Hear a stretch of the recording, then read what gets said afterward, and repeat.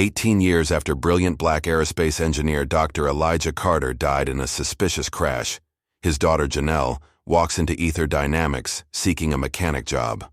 When the company's revolutionary SkyHawk-X prototype fails during an investor demonstration, arrogant CEO Preston Maddox publicly dares the grease monkey to fix it, expecting humiliation. Instead, Janelle's methodical repair stuns everyone, especially Preston, who doesn't realize he's just invited his greatest threat inside. As Janelle uncovers her father's stolen designs and the deadly corporate secrets behind his death, the outsider in worn overalls transforms into the whistleblower who will dismantle an empire built on stolen genius and bring long-overdue justice to her father's legacy. Just before we get back to it, I'd love to know where you're watching from today. And if you're enjoying these stories, make sure you're subscribed because tomorrow's special episode is one you definitely don't want to miss. The summer heat rippled across the tarmac as Janelle Carter approached the gleaming Aether Dynamics facility. Unlike the pristine glass and steel structure that housed some of the nation's most brilliant aerospace minds, Janelle arrived in well-worn overalls, her work boots scuffed from years of honest labor. Her calloused hands gripped a worn leather tool bag, her father's, as she pushed through the revolving doors into a world that wasn't built for people like her. The reception area buzzed with activity.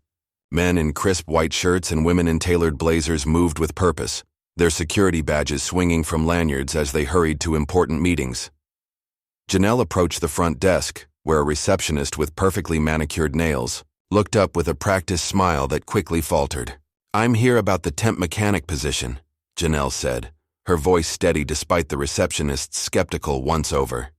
20 minutes and 3 security checkpoints later, Janelle stood at the entrance to Hangar 7, the crown jewel of Aether Dynamics testing facilities. Inside, the cavernous space housed the company's most ambitious project, the SkyHawk-X, a next-generation jet that promised to revolutionize both military and civilian aviation.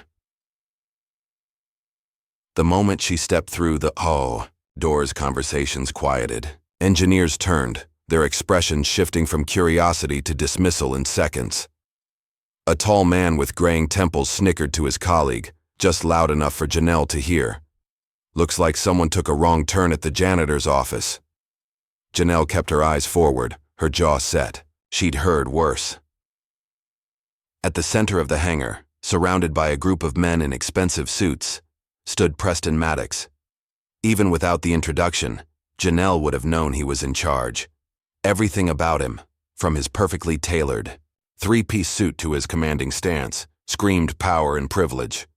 His silver cufflinks caught the light as he gestured toward the sleek aircraft behind him. "Gentlemen, the SkyHawk-X represents the future of American aerospace dominance," Preston announced to the VIP investors and military officials. Its proprietary combustion system delivers 30% more thrust, while consuming 20% less fuel than anything currently in service. As Preston continued his pitch, a young technician with a clipboard approached Janelle. "You must be the new hire," he said, extending his hand. "I'm Liam Rivas, Junior Systems Tech." "Janelle Carter," she replied, shaking his hand firmly.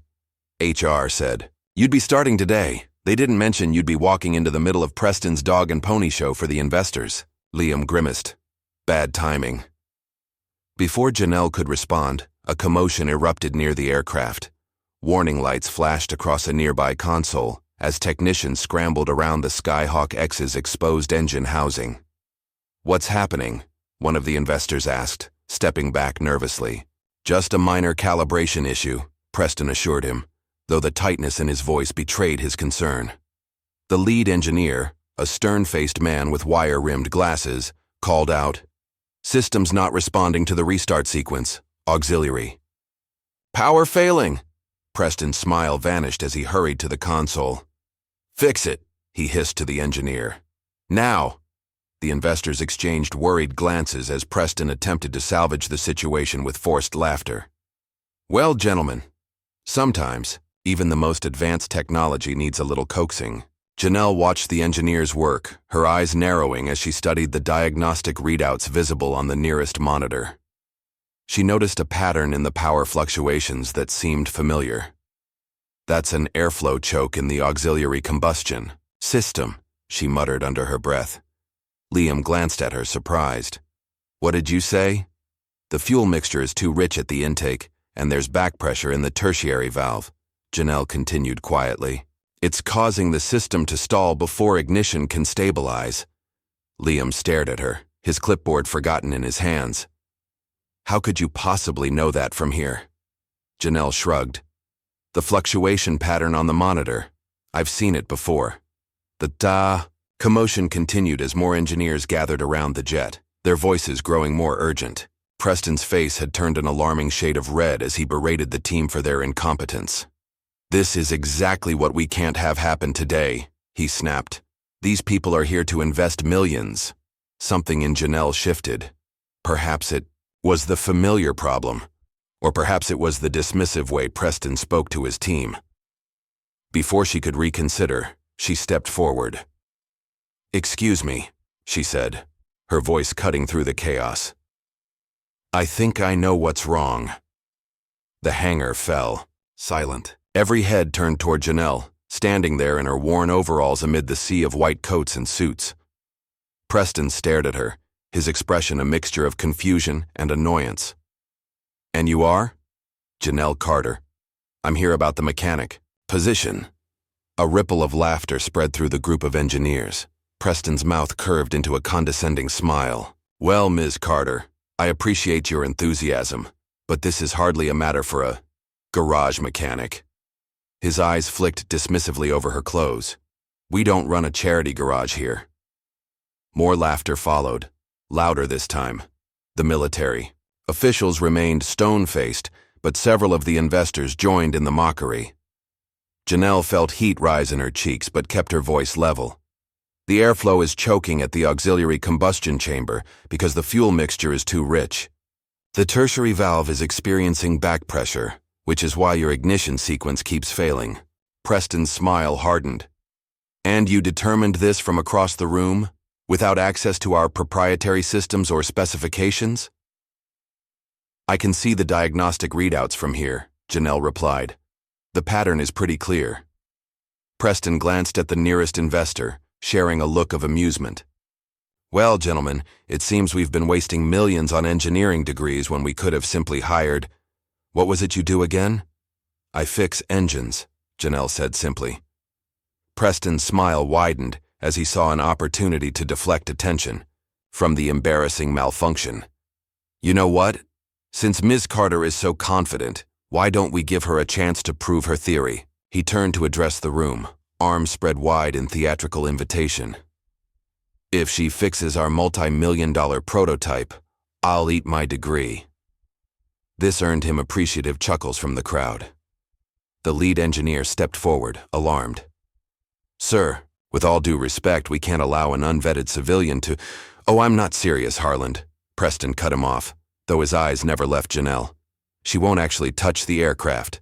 This is merely an object lesson in the difference between tinkering with car engines and pioneering aerospace technology. Janelle met his gaze steadily. So you're not actually offering me the chance to try? Something in her calm confidence made Preston's smile falter momentarily. He recovered quickly, but not before Janelle noticed the flash of uncertainty. By all means, Preston said, gesturing grandly toward the SkyHawk-X. Harland, give our guest 5 minutes to embarrass herself, then get back to actual solutions. Harland Tate looked horrified, but didn't dare contradict his boss in front of the investors. He reluctantly stepped aside, making it clear with his expression that he expected disaster. As Janelle approached the aircraft, the crowd of engineers parted, many smirking in anticipation of her failure. She felt the weight of their judgment as she studied the exposed engine housing, her mind racing through possibilities. Liam appeared at her side, offering his clipboard. Here's the system schematic, he whispered.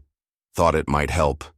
Janelle gave him a grateful nod as she quickly absorbed the technical details.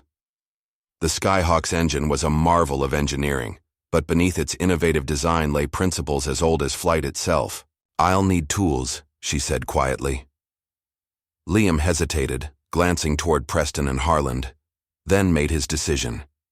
He slipped away, and returned moments later with a small toolkit. "Thanks," Janelle murmured, selecting a specialized wrench. With confident movements that spoke of years of practice, Janelle began disassembling a key section of the engine housing. Her hands moved with precise grace, each motion deliberate and efficient. She worked methodically, occasionally referencing an obscure design principle that few present recognized, but none could dispute. The smirks gradually faded as engineers watched her work. Even Harlan's scowl softened into reluctant curiosity, as Janelle exposed the auxiliary combustion system and identified exactly what she had predicted: a misaligned tertiary valve causing improper fuel mixture and airflow choking. With quick, deft movements, she rewired a control panel using unconventional, but undeniably effective logic. The entire process took just under 4 minutes. "Try it now," she said, stepping back and wiping her hands on a rag Liam provided. Harlan looked to Preston, who gave a curt nod. The engineer initiated the restart sequence, his expression clearly communicating his expectation of failure. For 3 agonizing seconds, nothing happened. Then, with a soft whir that grew steadily into a confident hum, the SkyHawk-X's engines came to life. Not just running, but running smoother than they had in previous tests. The diagnostic readouts confirmed what everyone could hear: optimal performance across all systems. The hangar fell into stunned silence. The investors and military officials exchanged impressed glances. Liam couldn't suppress a grin. Harlan's mouth hung slightly open in disbelief. And Preston? Preston looked as though he'd swallowed something extremely unpleasant. One of the investors broke the silence. "Well, I'd say that's worth a standing ovation, wouldn't you, Preston?" Backed into a corner, Preston managed a tight smile. "Indeed. Quite unexpected." An Air Force colonel stepped forward, studying Janelle with new interest. "Young lady, that was impressive work. Where did you learn to diagnose systems like that?" Before Janelle could answer, Preston smoothly inserted himself between them. "A fortunate guess, Colonel, but I do admire initiative." He turned to Janelle with a smile that didn't reach his eyes. "Perhaps we could use someone with your unique perspective. A trial run as a consultant, starting tomorrow." It wasn't a question. The investors appeared pleased by this display of magnanimity, unaware of the cold calculation behind Preston's eyes. Janelle recognized it for what it was. He couldn't fire her now without looking petty and losing face with potential investors, but he had no intention of making her stay comfortable. "I accept," Janelle said simply. As the investors swarmed Preston with renewed enthusiasm about the SkyHawk-X project, Janelle quietly packed up her tools. Liam approached, still grinning. "That was incredible," he said. "I've never seen anyone shut them up like that." Janelle offered a small smile. "Just doing what I know." Hours later, after the investors had departed and the hangar had emptied of all but a skeleton crew, Janelle walked alone to the parking lot. Her clothes were stained with grease, her hands blackened despite multiple washings. The security guard barely glanced at her temporary badge as she exited. In the privacy of her car, Janelle finally allowed herself a moment of triumph. She pulled out a worn photograph from her wallet, a smiling black man in an engineer's coat standing beside a prototype jet engine. "One step closer, Daddy," she whispered, touching the faded image gently before starting her car and driving away into the night. The next morning, Janelle returned to Aether Dynamics with her father's tool bag and a quiet determination. Gone was the element of surprise. Today, she'd face the full brunt of a workplace that had already decided she didn't belong. The moment she stepped into the hangar, the atmosphere shifted. Conversations halted mid-sentence. Engineers who had witnessed yesterday's demonstration suddenly found their computer screens fascinating.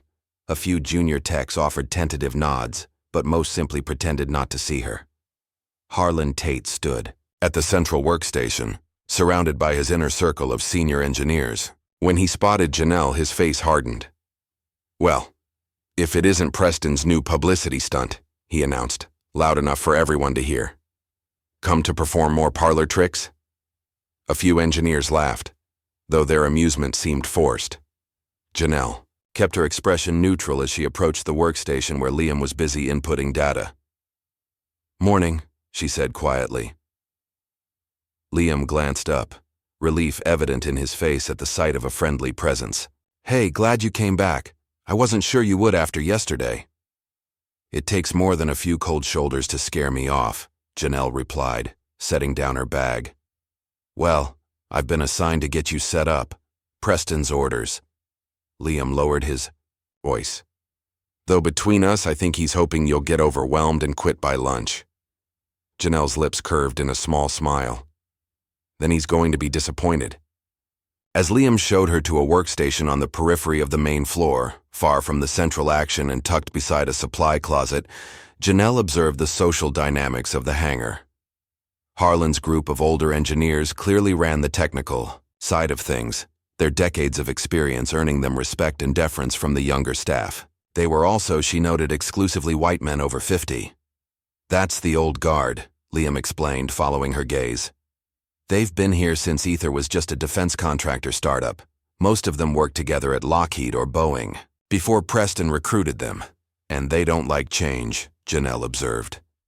Liam snorted. "That's putting it mildly. They barely tolerate the computer systems from this decade." After setting up her credentials and explaining the basic protocols, Liam hesitated. "Look, I should warn you. They think you're just here as a diversity hire, a PR puppet for Preston to parade in front of investors and the media. That's ironic, considering Preston was ready to humiliate me yesterday." "Preston plays all angles," Liam replied with a shrug. "If you fail, you're a joke. If you succeed, he takes credit for discovering you. Either way, he wins." "We'll see about that," Janelle said quietly. As the morning progressed, Janelle was assigned basic diagnostic tests. Work, far below the complexity of what she'd handled yesterday. She completed each task with methodical precision, refusing to give anyone ammunition against her competence. During a break, Liam approached with 2 coffee cups, offering one to Janelle. "Want to see something cool? If you're up for a little exploration." Curious, Janelle followed him through a labyrinth of corridors to a rarely used section of the facility. Liam swiped his badge at a dusty door marked Archive Storage B. "Nobody comes back here anymore," he explained as they entered a dimly lit room filled with filing cabinets and old computer terminals. They digitized most of the old designs years ago, but some things never made it into the system. Janelle ran her fingers along a cabinet drawer labeled Project Horizons, 2004-2007. Something about the date range made her heart beat faster. Liam moved to a corner where blueprint tubes were stacked haphazardly. "I found these while looking for parts catalogs last month. Check this out." He carefully unrolled a faded blueprint onto a dusty table. Janelle's breath caught. The schematic showed an experimental propulsion system with a distinctive intake. Design, one she recognized instantly. "This looks like..." she began, then stopped herself. "Like what?" Liam prompted. "Nothing. Just reminds me of something I saw once." Janelle studied the blueprint carefully, noting the design date, June 2006. Her father had been alive then. As they were leaving the archives, Janelle's mind raced with questions. The blueprint's design elements were eerily similar to sketches she'd seen in her father's workshop, sketches he'd worked on in the months before his death. Back at her workstation, Janelle was lost in thought when a memory surfaced.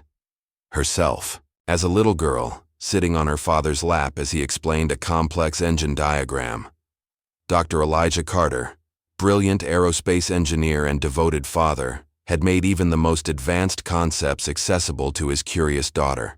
"The secret is in the flow, Nell," he'd tell her, his voice warm with passion. "Air and fuel must dance together perfectly. Too much of either, and the music stops." The memory was interrupted by a commotion at the central console. A calibration. System was showing erratic readings. Engineers clustered around, discussing possible causes. Janelle approached cautiously, studying the readouts from a distance.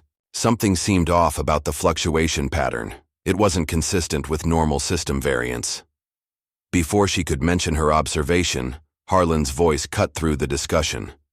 Carter, since you're so eager to show off, why don't you take a look? The challenge was clear. Succeed and be resented more, or fail and confirm their low expectations. Janelle stepped forward, aware of all eyes on her. She carefully reviewed the diagnostic data, immediately noticing that the calibration parameters had been altered from standard settings. The changes were subtle. Someone would have had to manually override the safety protocols to make them. The intake valve pressure is set too high, she said finally. If we try to run the system with these settings, we could blow the auxiliary compressor. Harlan frowned. Impossible. I checked those settings myself this morning. Then someone changed. Them since you checked, Janelle replied evenly, bringing up the system log. There, at 10:47 a.m. Parameter adjustments outside normal range. The timestamp corresponded to when she'd been in the archives with Liam, when her workstation had been unattended. A tense silence fell over the group as the implications became clear. Someone had tampered with the system, and the blame would have fallen on Janelle when it failed. Harlan's expression shifted from skepticism to something unreadable. Without a word, he reset the parameters to their correct values. The system immediately stabilized. Lucky catch, he muttered, but his eyes narrowed suspiciously at his team. Later that afternoon, Preston summoned Janelle to his office, a glass-walled space overlooking the hangar floor. Unlike the cluttered workspaces below, Preston's domain was minimalist and immaculate, with a single model of the SkyHawk-X displayed prominently on his desk. Ms. Carter.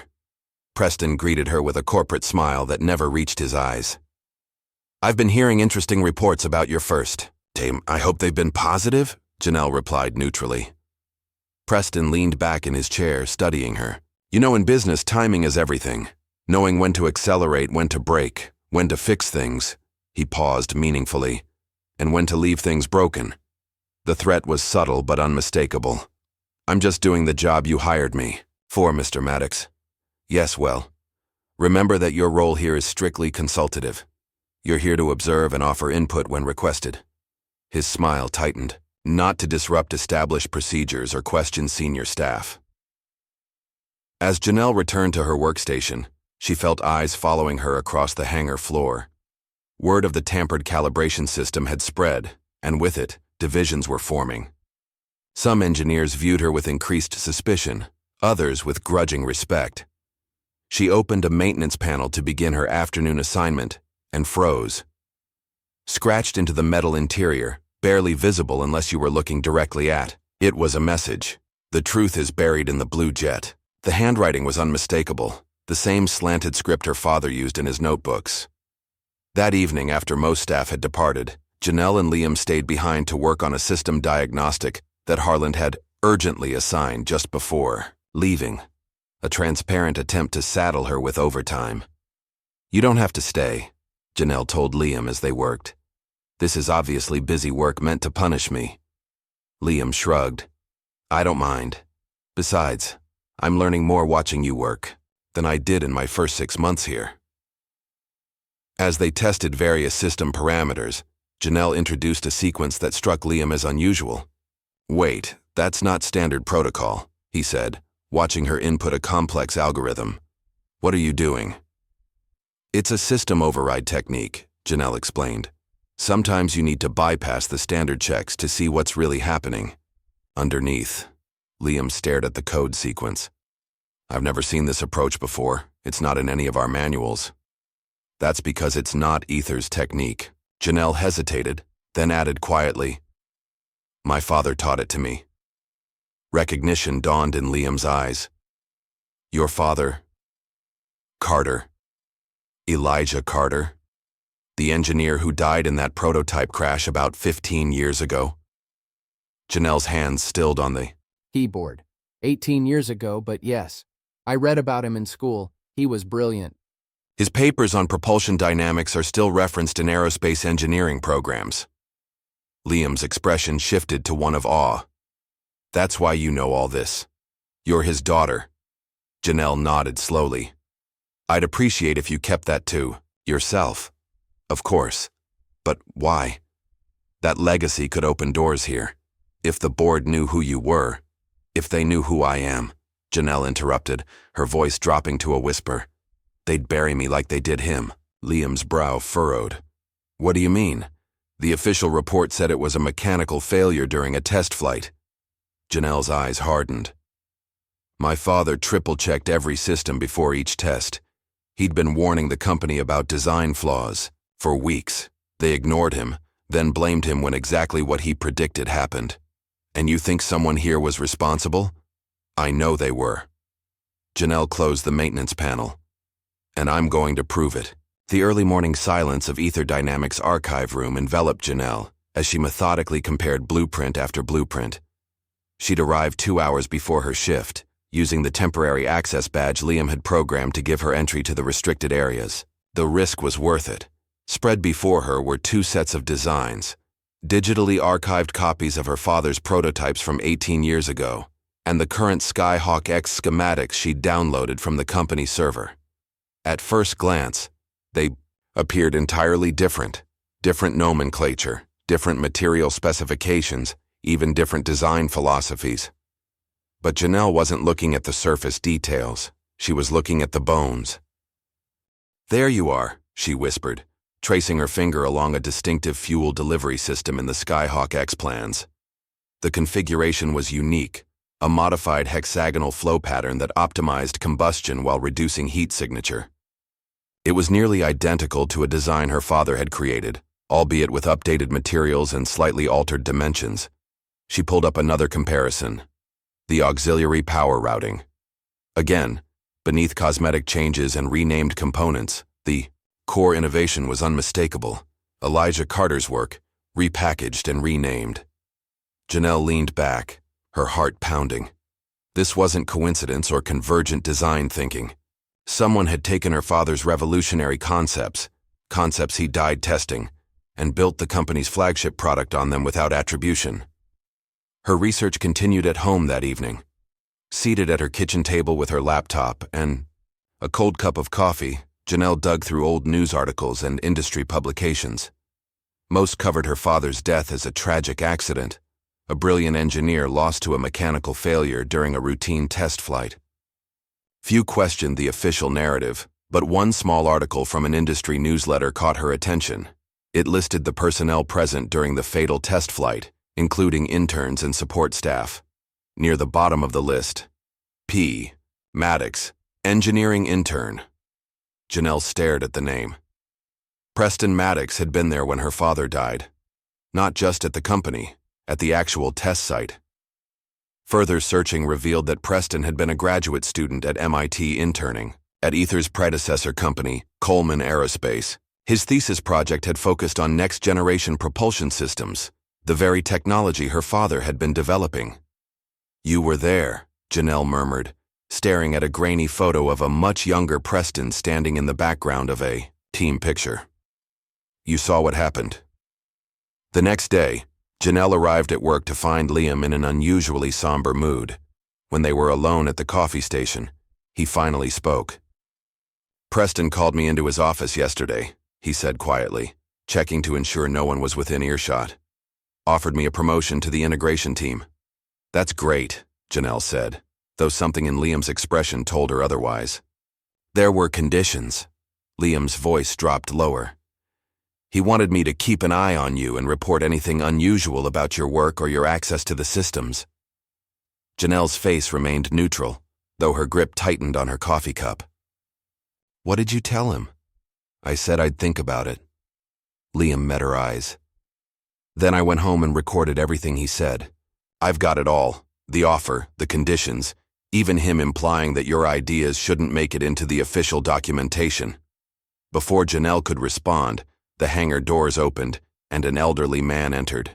Tall and thin with a shock of white hair, he carried himself with the quiet confidence of someone who had nothing left to prove. Harland immediately approached him, offering a rare, genuine smile.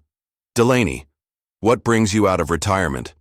Just checking on my legacy, the older man replied, his eyes sweeping the hangar until they landed on Janelle.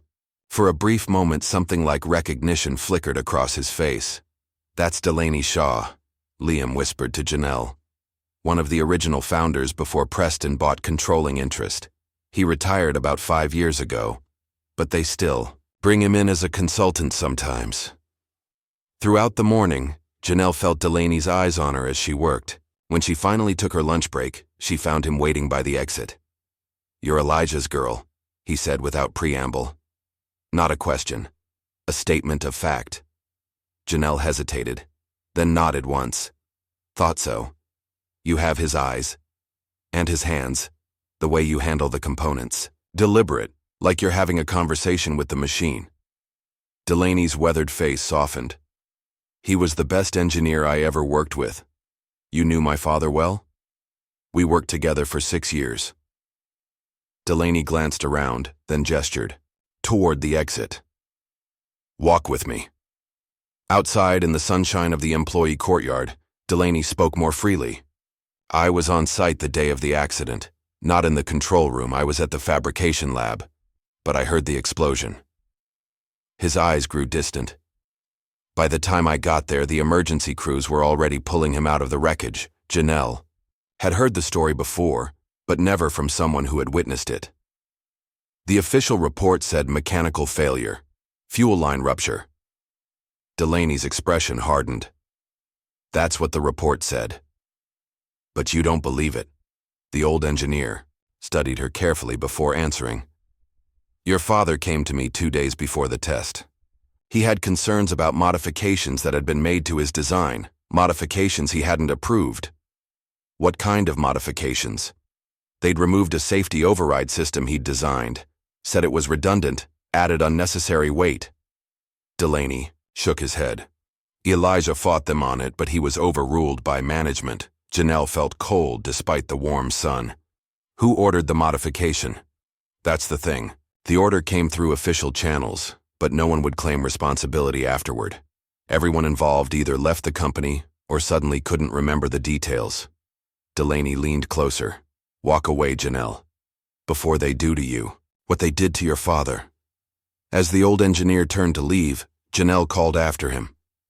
"Why are you telling me this now?" Delaney paused. "Because I was a coward 18 years ago. I knew something wasn't right, but I kept quiet to protect my job, my reputation." His eyes met hers. "I've regretted it every day since." That evening, as a summer storm rolled in across the airfield, Janelle found herself alone in the parking lot, or so she thought, until a sleek black Audi pulled up alongside her. The window rolled down to reveal Preston Maddox, his usual polished facade slightly undone by the late hour. "Ms. Carter," he called out. "A word before you leave?" Rain began to fall as Janelle approached the car, her posture guarded. Preston studied her through the open window. "I understand Delaney Shaw introduced himself today. Quite the coincidence." "Is it?"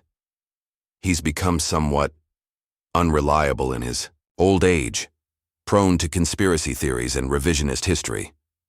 Preston's smile was cold. "I wouldn't put much stock in his stories." "I don't recall mentioning any stories." Something flickered in Preston's eyes, a calculation being made. "Let's drop the pretense, shall we? I know who you are, Janelle Carter. I knew the moment HR forwarded your application." The rain intensified, soaking through Janelle's jacket, but she stood her ground. "Then you know why I'm here. I assumed it was for employment, but perhaps your motives run deeper." Preston leaned forward. "You think you're the first to dig up bones? Your father didn't know when to quit either." The threat hung in the air between them, barely audible over the drumming of rain on the car roof. "Is that what happened?" Janelle asked, her voice steady despite the chill spreading through her body. "He wouldn't quit, so you made him?" Preston's laugh held no humor. "Such drama. Your father died in a tragic accident. An accident caused by his own stubbornness and refusal to adapt to practical realities." "You mean his refusal to compromise safety for profit?" "I mean his refusal to be a team player." Preston's expression hardened. A quality his daughter seems to have inherited. With that, he rolled up his window and drove away, leaving Janelle standing alone in the rain, her suspicions now certainties. The next day, during a routine maintenance check of the SkyHawk-X, Janelle discovered something unexpected. Hidden inside the maintenance hatch, partially concealed behind a bundle of wiring, was a small, non-standard module with a damaged memory drive. She carefully photographed it in place before removing it, noting that it hadn't been included in any of the official schematics.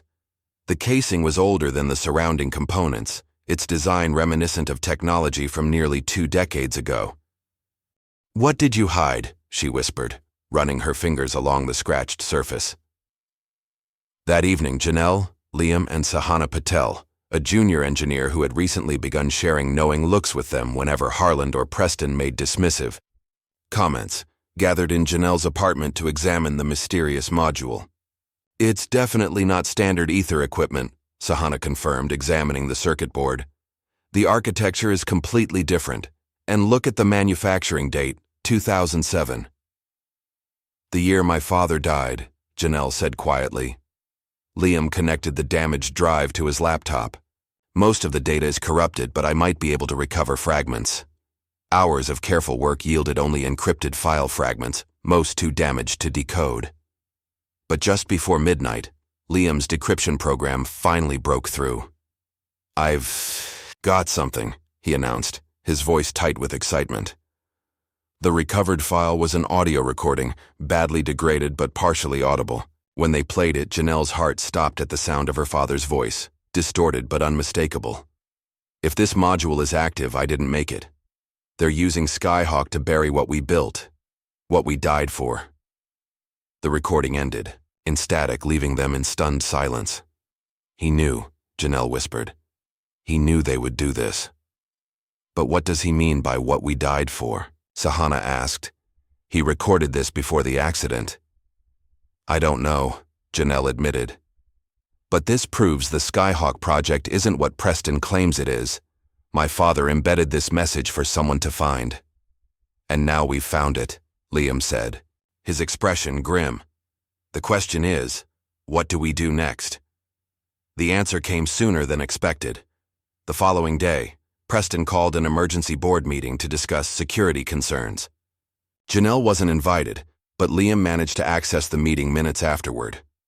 The language was carefully corporate, but the intent was clear. Preston had convinced the board that Janelle's unconventional methods posed potential risks to proprietary technology. Her access to systems was to be restricted, and her work closely monitored. "He's trying to box you in," Liam explained as they reviewed the document. "Make it impossible for you to find anything else without triggering security protocols." "Then we need to work faster," Janelle replied, her determination only strengthening. "Before he buries the truth completely." Gray clouds hung low over the airfield as the SkyHawk-X prepared for its scheduled test flight. In the control room, engineers monitored systems, while Preston entertained a group of Defense Department officials who had come to observe the demonstration. Janelle stood at the EATC, back of the room, officially there to consult but effectively sidelined by Preston's new restrictions. She watched the test pilot, Rick Donovan, run through his pre-flight checks with practiced efficiency. "All systems nominal," Rick reported over the comm. "Ready for engine start sequence." Harland, at the lead console, gave the go-ahead. "Cleared. For startup, proceed with test protocol Alpha 7. As the engines powered up, Janelle's eyes remained fixed on a specific readout, the auxiliary power system she had modified days earlier. Without authorization, she had installed a manual override that bypassed the automated controls. If anything went wrong with the main system, the pilot could activate it directly. The SkyHawk-X taxied smoothly to the runway, its sleek form gleaming, despite the overcast day. Preston's voice carried across the control room as he boasted to the officials about the aircraft's capabilities. "This will revolutionize tactical air support," he proclaimed. "Faster response time, higher ceiling, longer range, all with a reduced infrared signature that makes it nearly invisible to current detection systems." The jet accelerated down the runway and lifted gracefully into the air. For the first 8 minutes, everything proceeded according to plan. The SkyHawk-X executed a series of maneuvers that demonstrated its agility and responsiveness. Then, at 12,000 feet, something changed. "I'm getting fluctuations in the main power grid," Rick reported, his voice professional but tense. Significant. Drop-in thrust. Harland leaned forward, suddenly alert. Readings confirm power degradation. Switch to backup systems. Backup systems not responding, Rick replied. Primary controls becoming sluggish. The atmosphere in the control room shifted instantly from confident demonstration to crisis management. Engineers scrambled to diagnose the problem as the aircraft began losing altitude. "What's happening?" one of the officials demanded. Preston's smile had vanished. "Just a minor anomaly. Our systems have redundancies. Main engine failing." Rick's voice cut through the room. Attempting restart sequence. Janelle pushed her way to the front, ignoring protests from security. "Rick, listen to me. There's a manual override panel under the right console. Black switch with a red guard." Preston whirled to face her. "What are you talking about? There's no such—" "I see it," Rick confirmed, activating now. For 3 terrifying seconds, nothing happened.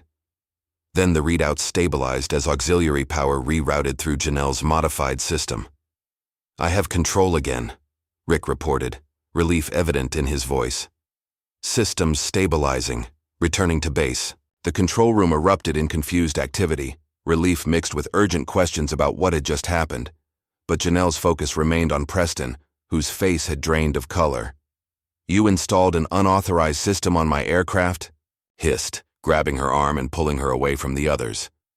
"I installed a safety measure," Janelle corrected him, pulling free from his grip. "One that just saved your test pilot and your multi-million-dollar prototype. This is sabotage. Industrial espionage." "No," Janelle countered, her voice rising despite herself. "Sabotage is what happened to that engine. Someone deliberately compromised the power routing system, the exact same way my father's prototype was compromised 18 years ago." Preston's eyes narrowed. "You have no proof of that." "I will," Janelle promised. "And when I do, everyone will know what really happened to Dr. Elijah Carter." After the SkyHawk-X landed safely and the crisis management team took over, Preston quickly moved to control the narrative. At an emergency briefing, he described the incident as a routine error that demonstrated the aircraft's exceptional fail-safe capabilities. "There will be no formal investigation," he announced to the gathered engineers. "Our internal team will review the telemetry data and make necessary adjustments before the next test flight." Janelle stood to object, but Preston cut her off. "Ms. Carter's consulting contract is suspended pending a security review. Security will escort her from the premises immediately." As security approached, Liam stepped forward. "Sir, with all due respect, Janelle's override saved the aircraft. We should at least—" "That will be all, Mr. Rivas," Preston interrupted coldly. "Unless you'd like your employment status reviewed as well." That evening, Janelle's phone rang with an unknown number. When she answered, a man's voice spoke quietly. "It's Rick Donovan, the test pilot. How did you get my number?" "Liam gave it to me. I had to call. Whatever you did to that aircraft saved my life today." Rick paused, but they told me to keep my mouth shut about the manual override. Said it was a confidential system enhancement that shouldn't be discussed. "They're covering it up," Janelle said, unsurprised. "Just like they always do. Look, I don't know what's going on between you and management, but I've flown enough experimental aircraft to know the difference between a routine error and sabotage." Rick's voice hardened. Someone wanted that flight to fail. After the call ended, Janelle sat in her darkened apartment, turning the damaged memory module over in her hands. The partial message from her father played on repeat in her mind.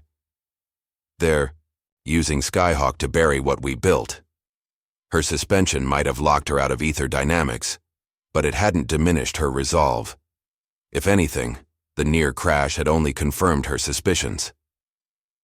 The next morning, she called Liam and Sahana. "We need to build it," she told them when they arrived at her apartment. "My father's original design, the one they corrupted." "Build it?" Sahana looked skeptical. "How?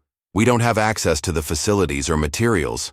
We don't need state-of-the-art equipment," Janelle explained, spreading out her father's notebooks on the kitchen table. just enough to prove the concept works, and more importantly, that it works safely, without the flaws they introduced. Liam studied the designs. We could use the old workshop in the disused wing, the one near the archives. Nobody goes there anymore. It's risky, Sahana warned. If we get caught... It's riskier to do nothing, Janelle replied. The SkyHawk-X will fly again, and next time, my override might not save it. Over the next 2 weeks, working after hours and on weekends, they pieced together a small-scale version of Elijah Carter's original propulsion system. Liam borrowed components from storage, while Sahana reprogrammed outdated testing equipment to monitor their prototype. Meanwhile, despite her suspension, Janelle continued her investigation. She compiled evidence of design similarities between her father's work and the current Skyhawk, documented the safety overrides that had been removed, and created a timeline connecting Preston's rise at the company with the acquisition of Elijah's intellectual property. Their clandestine work was progressing well until one evening when Liam arrived at the workshop to find Harlan Tate attempting to access Janelle's workstation. "What are you doing here?" Liam demanded, blocking the older engineer's path. Harlan jumped, clearly not expecting anyone else to be there. "I could ask you the same question. This area is restricted." "So is someone else's workstation," Liam countered. "What are you looking for?" For a moment it seemed Harlan might bluster his way out, but then his shoulders sagged. "Preston sent me. He wants to know what Carter found, what evidence she has." "Evidence of what?" Harlan's expression turned bitter. "You know exactly what. The stolen designs, the safety protocols that were removed, all of it. If you know about that, why are you helping him cover it up?" Liam asked, genuinely confused.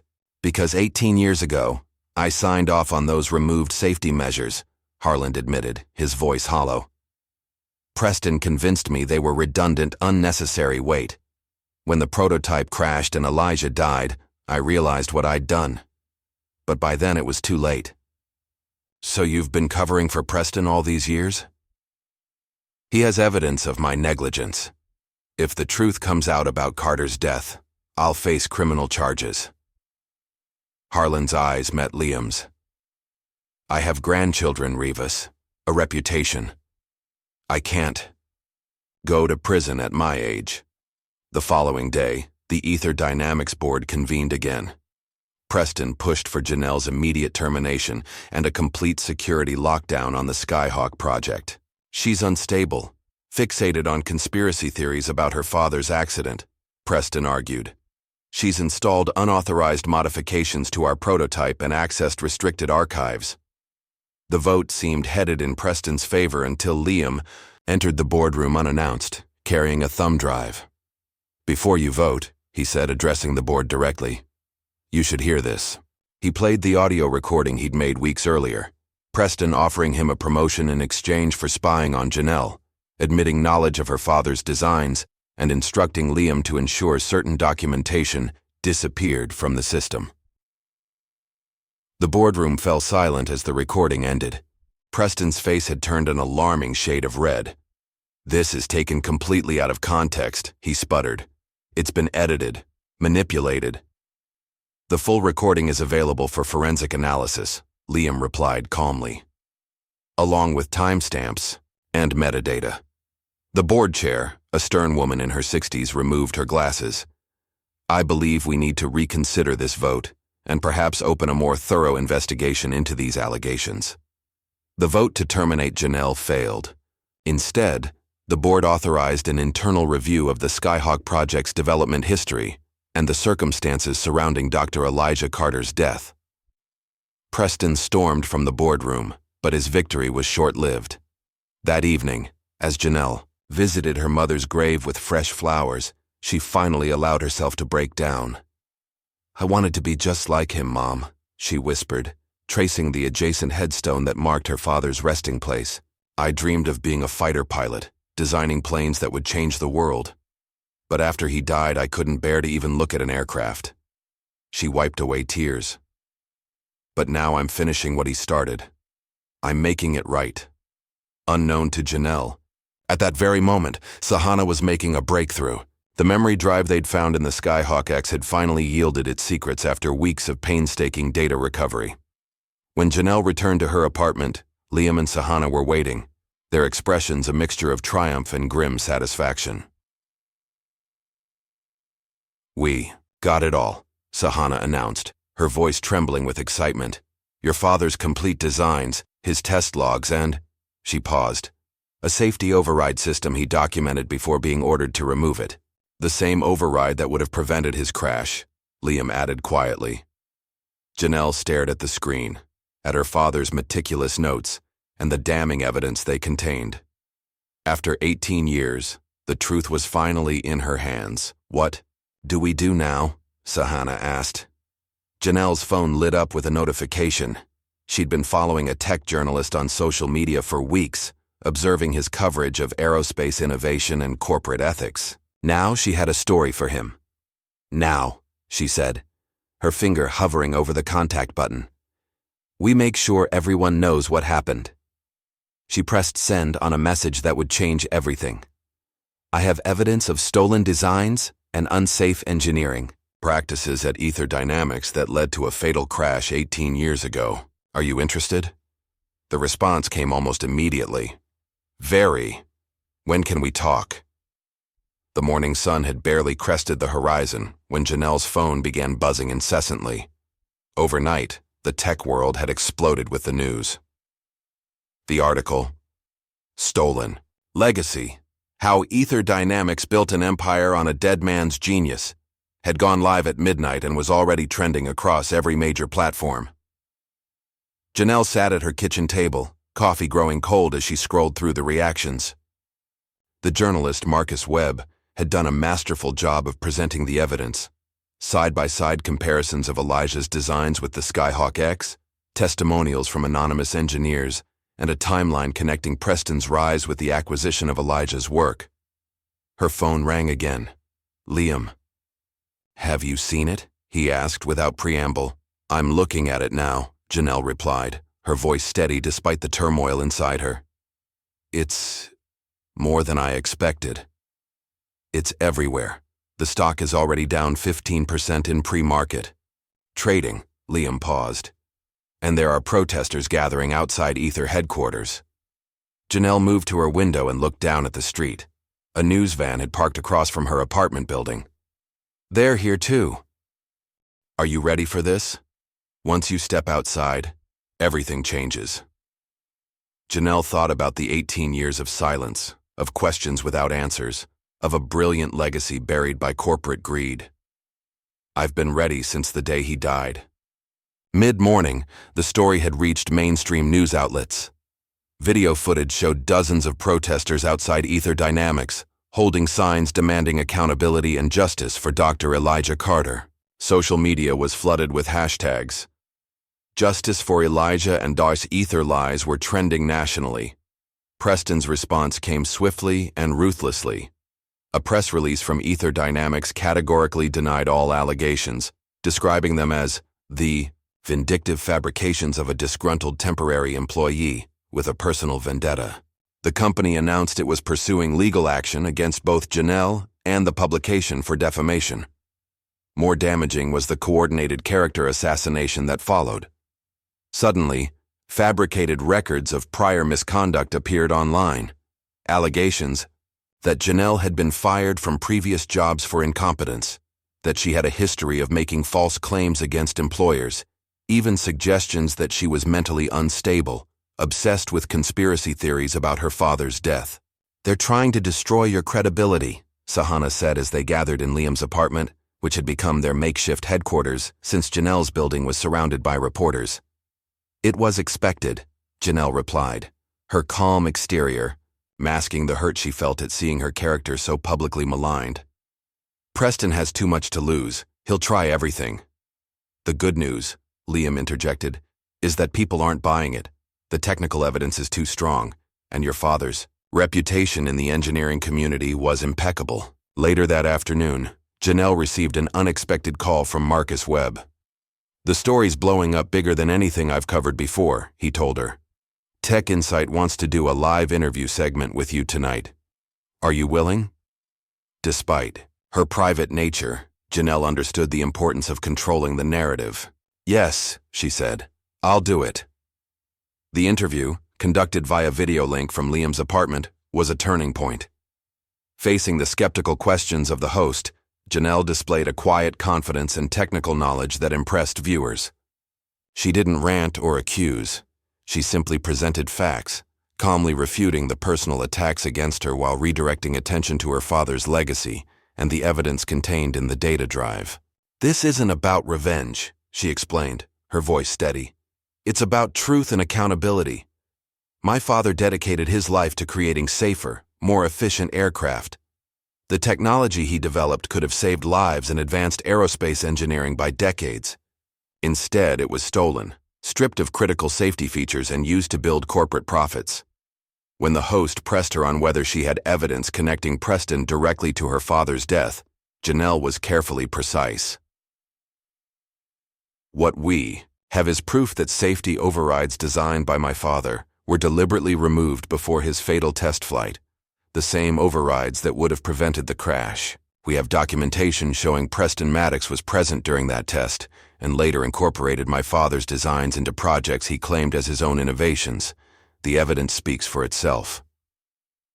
By the end of the interview, the tide of public opinion had shifted decisively in Janelle's favor.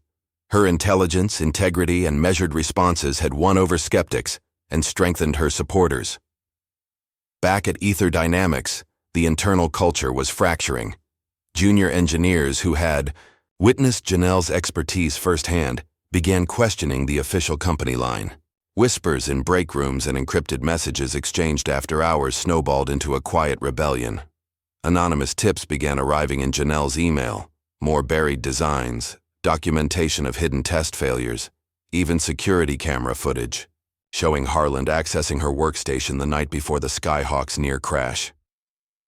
"The dam is breaking," Liam said as they sorted through the flood of new evidence.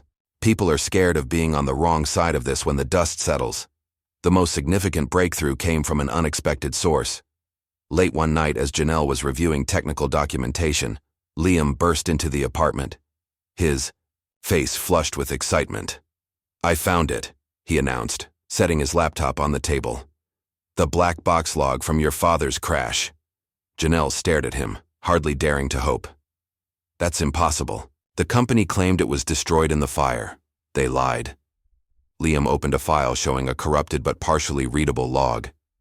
"I've been systematically accessing archived drives from that era, and I found this buried in a backup system that was decommissioned years ago. It's damaged, but there's enough data to analyze the flight parameters before the crash." They spent hours poring over the fragmented data, piecing together the final moments of Elijah Carter's life. The log showed exactly what Delaney had suggested. The prototype had suffered a catastrophic failure in exactly the system where the safety override had been removed.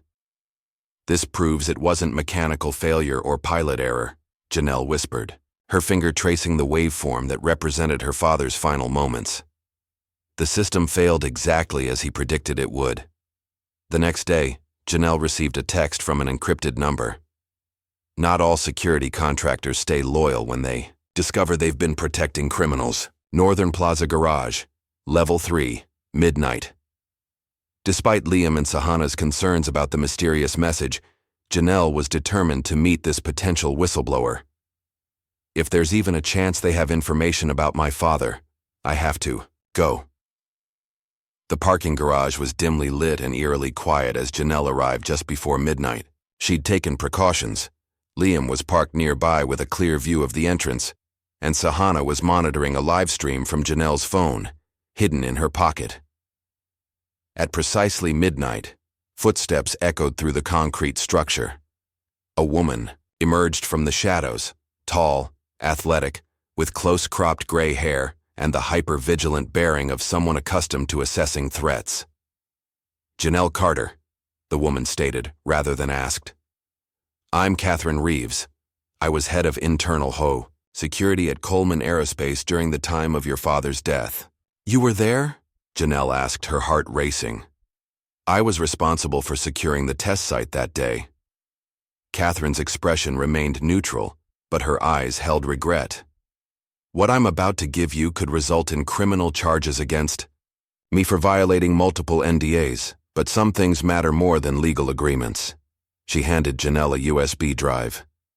These are internal memos from 18 years ago that were supposed to be destroyed during the merger with Aether.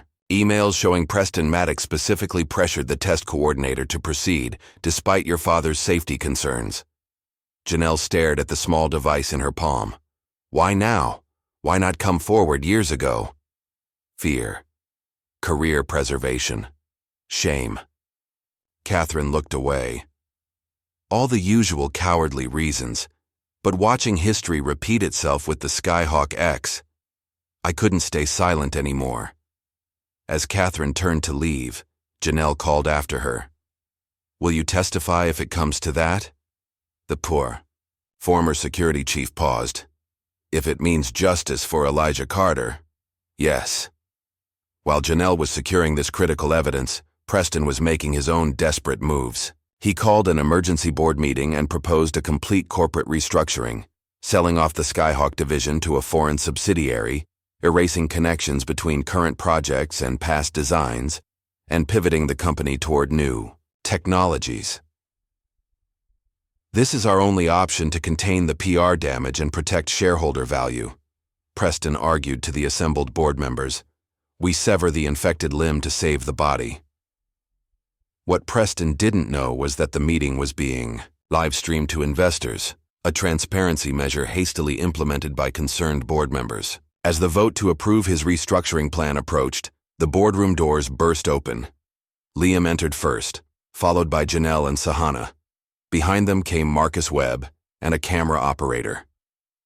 Before you vote, Janelle announced to the stunned board, there's evidence you need to see.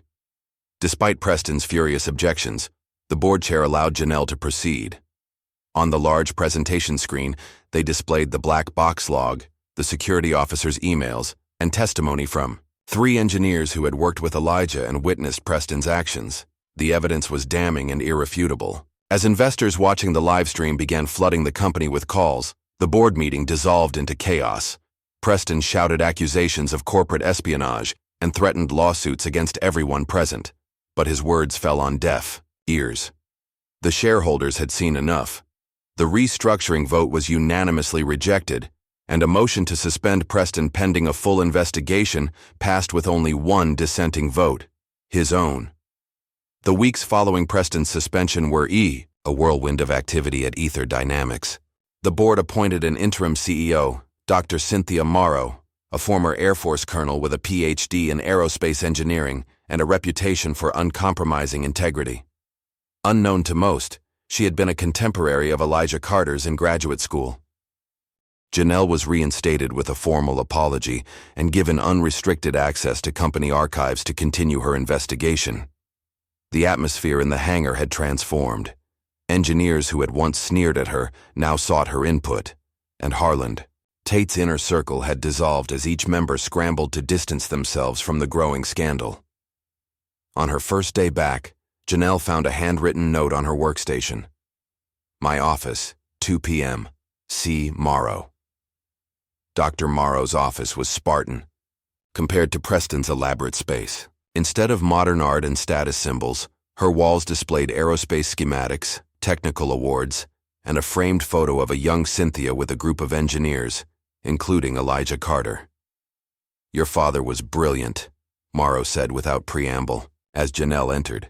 Too brilliant for some to handle. I left the private sector because I couldn't stomach watching mediocre men take credit for exceptional work, particularly from those they deemed outsiders. She pushed a file across her desk. I've authorized full access to your father's complete design archives. Everything Aether acquired from Coleman Aerospace, including projects that were buried because they were too advanced for the technology of the time. Janelle opened the file with trembling hands. Inside were blueprints she'd never seen, concepts her father had developed but never had the chance to build. Among them was a revolutionary hybrid propulsion system that appeared decades ahead of its time. This could change everything, Janelle whispered, tracing the elegant design. That's what your father believed, Morrow replied, and what Preston feared. As the investigation progressed, The pressure on Harlan Tate intensified. Caught between loyalty to Preston and the weight of his own conscience, he finally broke. In a sworn statement to the board, he admitted that Preston had ordered Elijah's override system removed to push an untested feature for an upcoming investor demonstration, the same feature that failed mid-flight. Preston said the override would mask the performance capabilities, Harlan confessed, his voice hollow with regret. He said Elijah was being overprotective, that the system would perform better without the training wheels, as he called them. When the crash happened, Preston was the first to suggest pilot error. He had documentation ready, showing Elijah had been working excessive hours, implying fatigue might have affected his judgment. The confession sent shockwaves through the company and the industry. Investigations by both the FAA and the Justice Department were opened, and Preston's assets were frozen pending criminal inquiries. For Janelle, the vindication was bittersweet. Justice for her father was finally within reach, but the cost had been 18 years of his absence, of potential unfulfilled, of a daughter growing up without her father's guidance. The strain of the fight began to show in unexpected ways. One evening, as Janelle and Liam worked on reconstructing one of Elijah's designs, tensions that had been building finally surfaced. "You need to take a step back," Liam urged after Janelle had worked through her third consecutive night. "We've won. Preston is finished. The truth is out."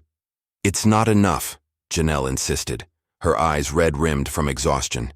"We need to rebuild every design, prove every concept, make sure his full legacy is restored." "At what cost?" Liam demanded. "You're driving yourself into the ground. When does it end? When is it enough?" Janelle slammed down her tools. "It ends when justice is done. When my father's name is cleared completely and his work recognized." "This isn't just about justice anymore," Liam argued, his voice softening. "It's becoming an obsession. We've exposed the truth. Your father would want you to live your life now, not sacrifice it to his memory." "Don't tell me what my father would want," Janelle snapped, tears threatening. "You didn't know him." "No, but I know you," Liam replied gently. "And I'm worried you're chasing ghosts instead of building your own future." The argument left a rift between them, not hostility, but a fundamental difference in perspective that neither could easily bridge. The following day, Sahana made a discovery that reignited Janelle's determination. Buried in company flight logs was evidence of a confidential test flight scheduled 1 week after Elijah's death. A flight using an aircraft with specifications eerily similar to Elijah's final design. "They didn't even wait for his body to be buried," Sahana said, her voice tight with anger. "They took his work and immediately repackaged it under a different name." That evening, returning to her workshop after hours, Janelle found the door ajar. Inside, drawers had been pulled open, files scattered across the floor. Her father's notebook, the one containing his personal notes and observations, was missing. Security footage revealed a masked figure bypassing the electronic locks with an administrative override code. The intruder's build and movement suggested someone familiar with the facility's layout, but their identity remained concealed. "It has to be Preston," Liam insisted when Janelle called him. "Or someone working for him. Whoever it is, they're desperate," Janelle replied, "which means we're getting closer to something they don't want found." The break-in left Janelle feeling violated and vulnerable. The next day, needing space to clear her head, she drove to the remote airfield where her father's prototype had crashed 18 years earlier. Now abandoned, the runway was cracked and overgrown, nature slowly reclaiming the site of tragedy. Standing where her father had died, Janelle finally allowed herself to grieve, not just for the brilliant engineer lost too soon, but for the father, who had missed seeing his daughter grow up, who would never know the woman she'd become. "I'm sorry, Dad," she whispered, tears streaming down her face. "I tried to bring you justice, but it's not enough. They're still hiding something, still one step ahead." As the sun began to set, casting long shadows across the abandoned airfield, Janelle wiped her tears and straightened her shoulders.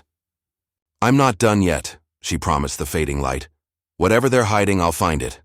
Her renewed determination was matched by unexpected public support the following day. Rick Donovan, the test pilot who had nearly crashed in the SkyHawk-X, appeared on a national morning news program. I was told to keep quiet about what happened during that test flight, he stated firmly into the camera. Preston Maddox personally threatened to blacklist me from the industry if I spoke about the override system that saved my life. A system installed by Janelle Carter without authorization because she knew the aircraft was unsafe. Rick looked directly into the camera. I've been flying experimental aircraft for 15 years. What happened that day wasn't a routine error. It was a catastrophic system failure, identical to the one described in Dr. Carter's final flight warnings 18 years ago. I'm breaking my NDA because the next pilot might not be as lucky as I was. The interview sent shockwaves through the aerospace community. Other test pilots came forward with similar stories of pressure to downplay safety concerns. Engineers from competing companies expressed outrage at the suppression of potentially life-saving technology. Public protests outside Aether headquarters grew larger and more vocal. Preston's name trended globally, for all the wrong reasons. Whistleblower protections became the rallying cry of employees across the industry. Inside Aether Dynamics, Dr. Morrow called an all-hands meeting to address the growing crisis. Effective immediately, we are establishing a corporate ethics committee with full investigative powers, she announced to the assembled staff. Any engineer who felt pressured to compromise safety standards under previous leadership is encouraged to come forward without fear of reprisal. The announcement was met with thunderous applause. Years of pent-up frustration and fear were finally breaking free. As Janelle left the meeting, she received an urgent text from Liam. Preston's house is empty. Security system deactivated. Private plane gone from hangar. Preston Maddox had fled. Within hours, rumors spread through financial circles that Preston had liquidated millions in cryptocurrency holdings. His private jet had filed a flight plan for Singapore, a country with limited extradition agreements with the United States. He's running, Sahana said as they gathered in Janelle's newly secured workshop. He knows what's coming. Let him run, Janelle replied, a new calmness in her voice. The truth doesn't need him to be present to come out. That evening, as news of Preston's apparent flight from justice dominated headlines, Janelle received an unexpected visitor. Delaney Shaw stood at her door looking older and more frail than when she'd last seen him. "May I come in?" he asked quietly. Once seated, Delaney placed a worn leather notebook on her coffee table. Her father's missing notebook. Janelle stared at it in disbelief. "How did you—" "I've had it for years," Delaney admitted. "Elijah gave it to me the day before the test flight. He said if anything happened to him, I should keep it safe until someone came looking for the truth." He pushed the notebook toward her. "I was a coward for not coming forward sooner, but maybe this can help make amends.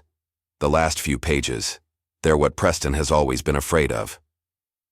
With trembling hands, Janelle opened the notebook to the final entries. There, in her father's handwriting, was a detailed account of his conversations with Preston in the days before the crash, including Preston's insistence that the safety override be removed, despite Elijah's protests. But more damning was the final page, a signed statement from Elijah Carter stating that if he died during the upcoming test, it would be because his safety concerns had been deliberately ignored for financial gain. "He knew," Janelle whispered, tears welling in her eyes. "He knew they were setting him up to fail." Delaney nodded sadly. "He knew, but he flew anyway. That was Elijah. Always believed he could overcome any challenge, fix any problem. He never walked away from a fight." Janelle smiled through her tears. "That sounds familiar." As Delaney rose to leave, he paused at the door. "Your father would be proud of you, Janelle. Not just for exposing the truth, but for becoming the kind of engineer he always wanted to be, one who puts safety and integrity above all else."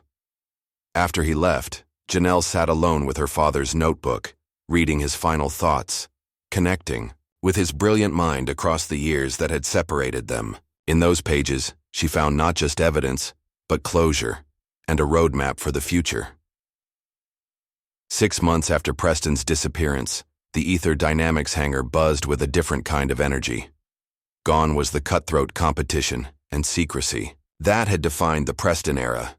In its place was an atmosphere of collaborative innovation and purpose. At the center of it all stood Janelle, now officially heading the SkyHawk redesign initiative. With Dr. Morrow's full backing, she had assembled a small, dedicated team to rebuild the aircraft according to her father's original specifications, with all safety systems intact and his name prominently featured in the documentation. "Pass. Me that torque wrench," Janelle called to Sahana, who had become her right hand in the rebuilding effort. Around them, a team of engineers, some veterans, others fresh recruits drawn by the chance to work on Elijah Carter's visionary designs, worked with focused enthusiasm. The prototype taking shape before them looked similar to the SkyHawk-X externally, but its internal systems had been completely reimagined. Gone were the compromised elements that prioritized performance over safety. In their place was Elijah's original vision, a perfect balance of innovation and protection. Dr. Morrow entered the hangar, accompanied by members of the board. Unlike Preston's showy demonstrations, these visits had become regular low-key affairs, genuine progress checks rather than performances. "How's it coming along?" Morrow asked, her eyes taking in the progress with genuine interest. "We're on schedule," Janelle replied. "The propulsion system is fully integrated, and we've successfully tested the auxiliary power grid. Most importantly, the triple redundant safety override is functioning exactly as my father designed it." One of the board members, an older woman who had often clashed with Preston, stepped forward. "The board has been discussing the company's future in light of recent events. We believe a fresh start is in order."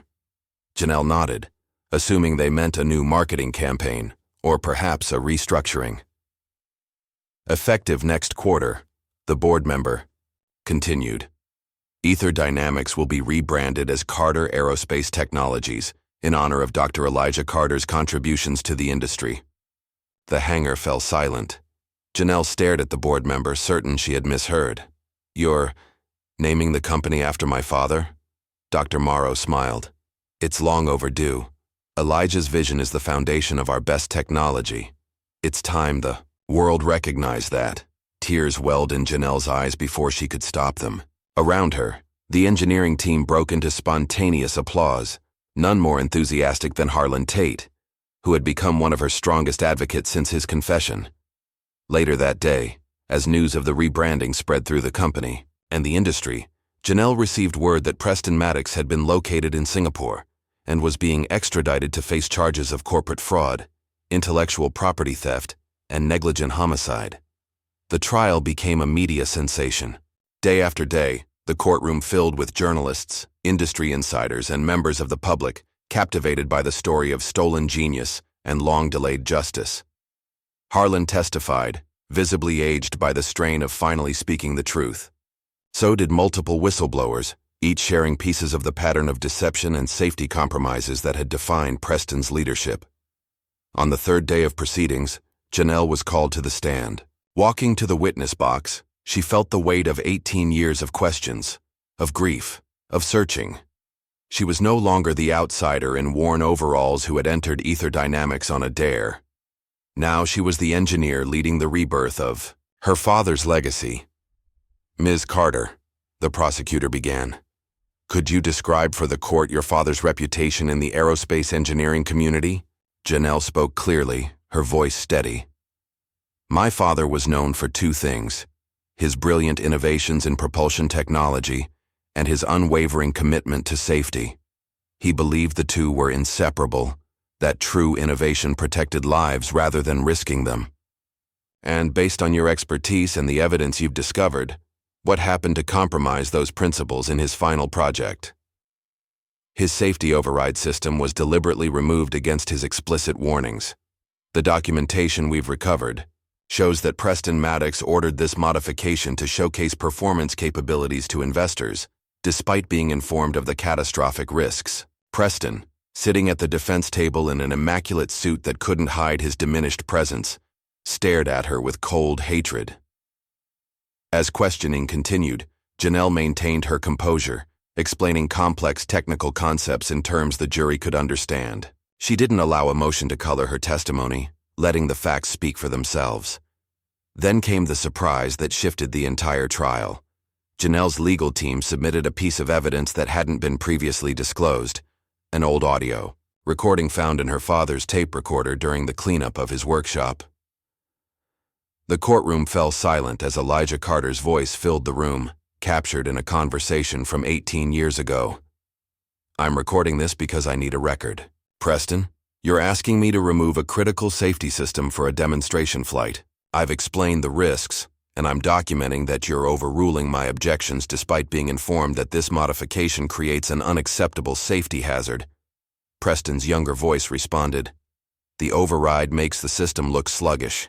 To investors, we need to show the full performance envelope. You're being paranoid, Elijah. This is why you're still just an engineer while I'm moving into management. Sometimes you have to take calculated risks." "There's nothing calculated about this," Elijah countered. "It's reckless. If anything happens during that flight—" "Nothing will happen," Preston interrupted. "And if it does, well, that's why we have insurance." The recording ended. The courtroom remained silent for several long seconds before erupting in murmurs. The judge called for order, but the damage was done. Preston's face had gone ashen.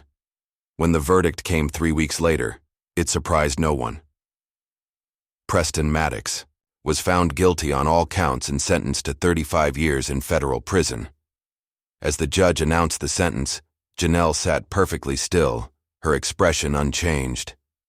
This wasn't a moment for celebration or vindication, only for quiet acknowledgement that justice, though delayed, had finally arrived. "Justice," she whispered to herself as Preston was led away in handcuffs. In the months that followed, Carter Aerospace Technologies rose from the ashes of scandal to become a symbol of innovation with integrity. The newly rebuilt aircraft, now officially named Elijah 1, was prepped for its inaugural test flight on what would have been Elijah Carter's 60th birthday. The morning of the flight, Janelle surprised everyone with an announcement. Standing before the assembled engineers, investors, and media representatives, she revealed her decision. "As the head of this project, I've overseen every detail of the Elijah 1's reconstruction," she began. "I know this aircraft inside and out. Every system, every safety protocol, every contingency, which is why I will be serving as test pilot for today's flight." A murmur ran through the crowd. Dr. Morrow stepped forward. "Janelle, are you certain? We have qualified test pilots available." Janelle nodded, her decision unmovable. "This aircraft represents my father's vision and my own engineering expertise. There's no one better qualified to demonstrate its capabilities and safety features." As she walked toward the locker room to change, Liam caught up with her. Their relationship had been strained since their argument months earlier, but professional. Respect had never wavered. "You never mentioned you were a pilot," he said, falling into step beside her. "There's a lot I never mentioned," Janelle replied. "I got my license at 19, did advanced training at 22.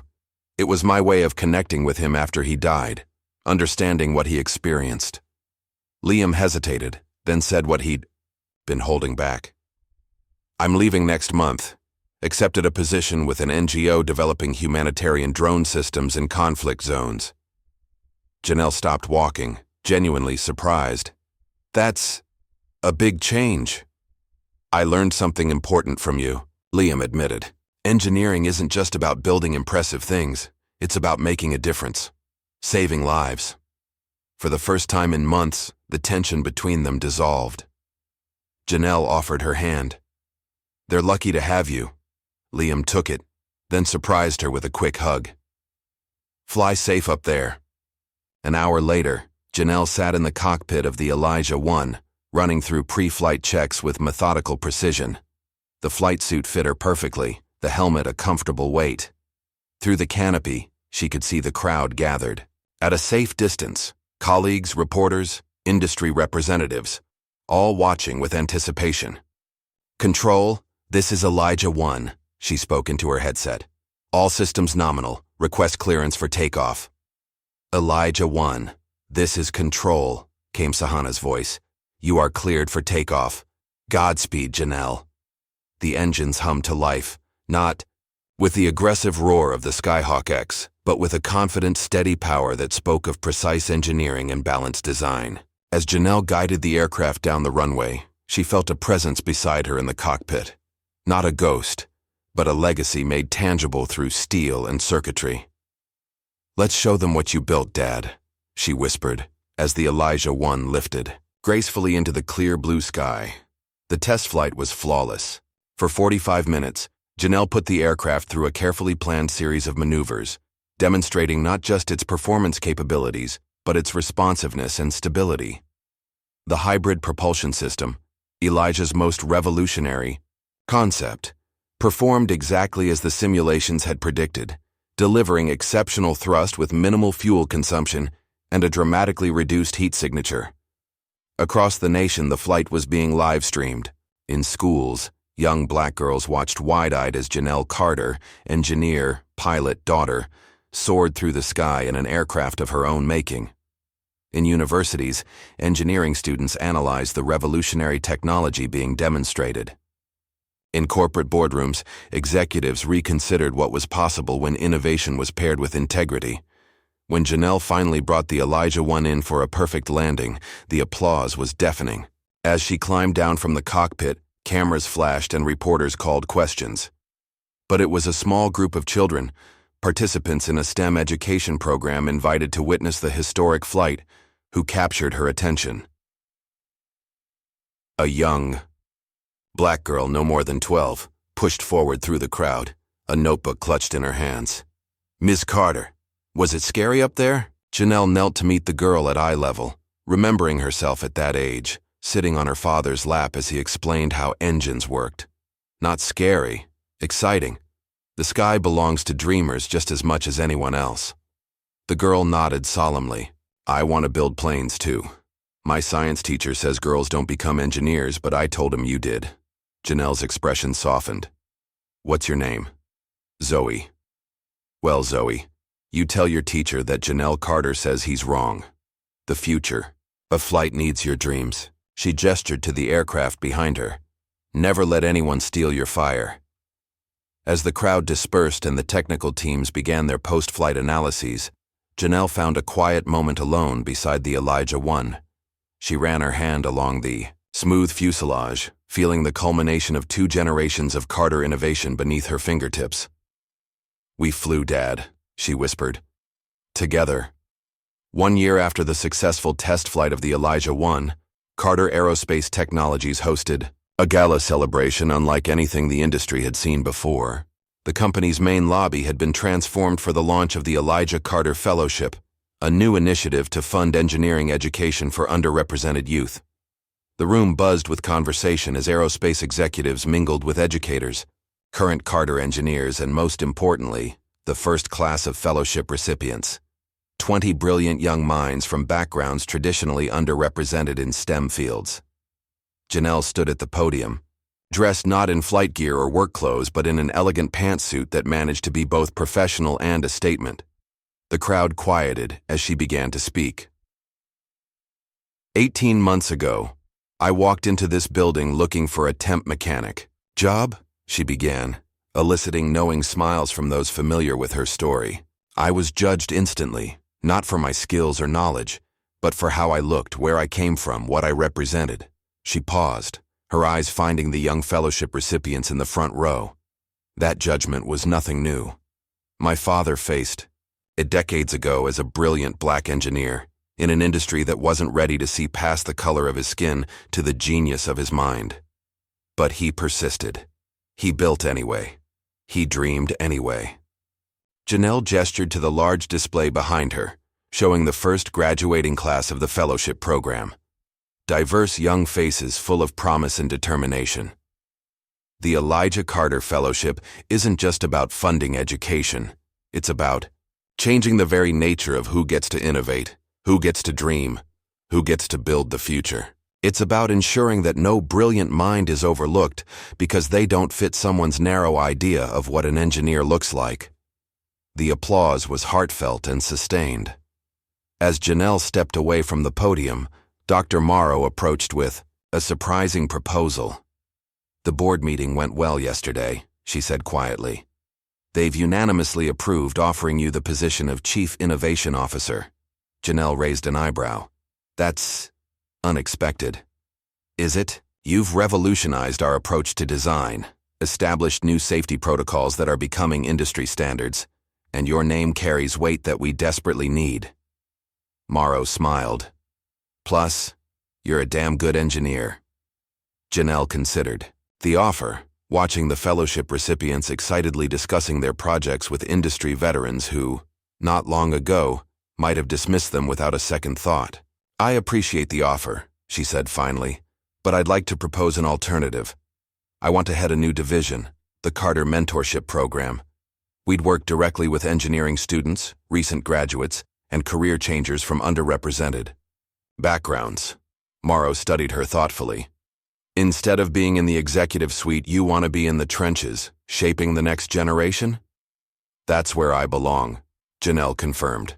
My father was a great engineer, but his greatest gift to me wasn't his designs. It was the time he spent teaching me, showing me how to see the world through an engineer's eyes.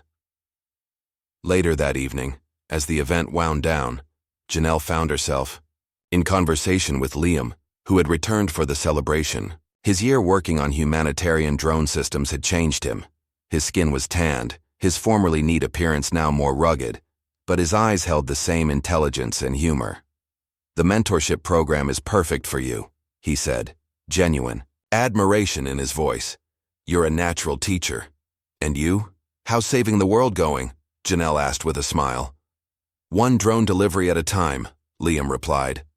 It's challenging work, but when you see medical supplies reach a village that's been cut off by conflict, he shrugged.